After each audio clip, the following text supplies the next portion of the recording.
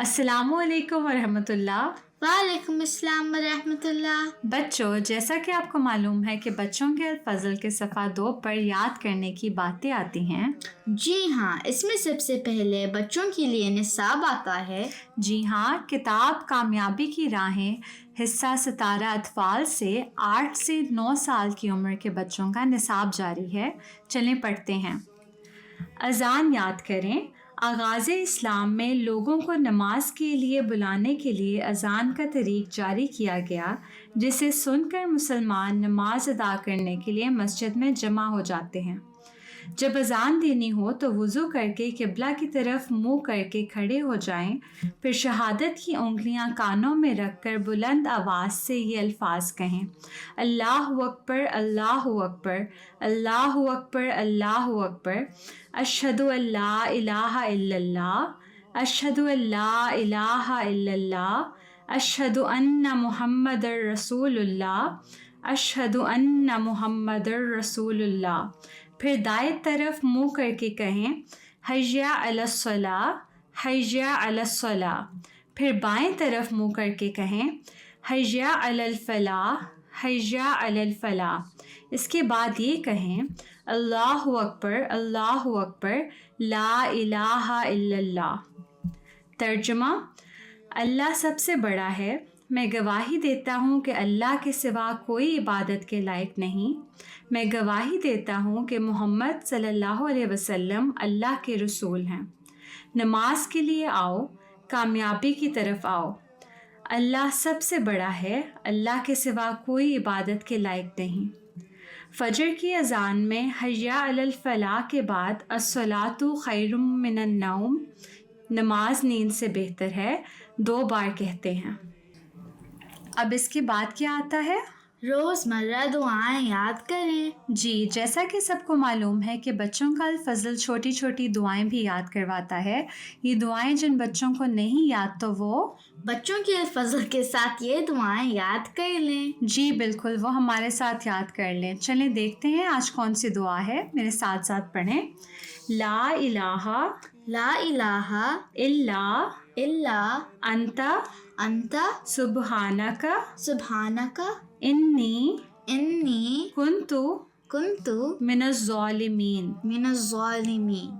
ला इलाहा इल्ला अंता सुब्हानका इन्नी कुन्तु मिनज़ ज़ालिमीन। इसका तर्जुमा है, तेरे सिवा कोई माबूद नहीं, तू पाक है, मैं यकीनन जुल्म करने वालों में से था। ठीक है, तो ये तमाम बच्चे पढ़ा करें। इसके बाद छोटी सी एक हदीस आती है ना मामा? जी बिल्कुल, अहादीस याद करें। यहाँ बच्चों के याद करने के लिए छोटी सी हदीस होती है, तो अब वो हम पढ़ते हैं। मन युरिदिल्लाहु बिही खैरन युफ़क्किहु फ़िद्दीनी। इसका तर्जुमा है, जिस शख्स के साथ अल्लाह ताला भलाई का इरादा करे उसे दीन की समझ अनायत फरमा देता है।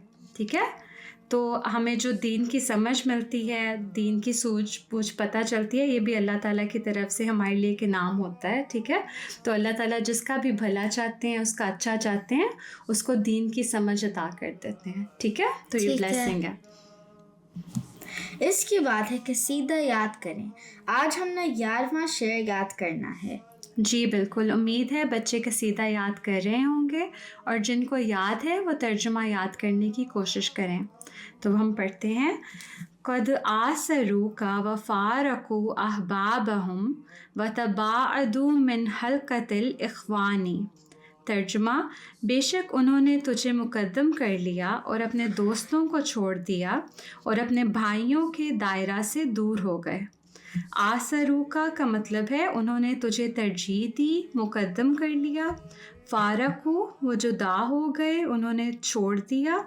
तबाअदू वो दूर हो गए। इख़वानी भाइयों। इसके बाद अदब आदाब हैं, जिसमें मस्जिद के आदाब दर्ज हैं, तो वो हम पढ़ते हैं। मस्जिद में हल्के बनाकर मत बैठें, हल्के यानी ग्रुप्स में ना बैठें।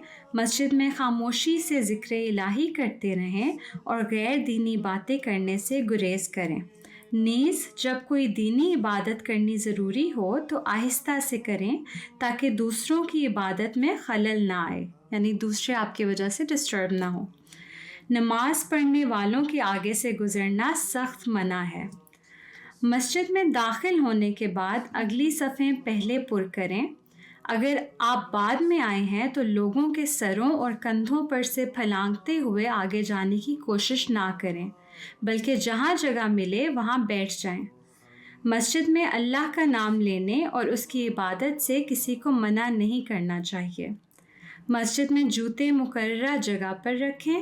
نماز پڑھنے کی جگہ پر جوتے پہن کر نہ پھریں۔ تو یہ تھا ادب آداب۔ تو آپ کو کیا سمجھ لگی؟ یہ کہ ان ساری باتوں پر عمل بھی کرنا ہے۔ جی بالکل، تو یہ تھیں آج کے شمارے سے یاد کرنے کی باتیں۔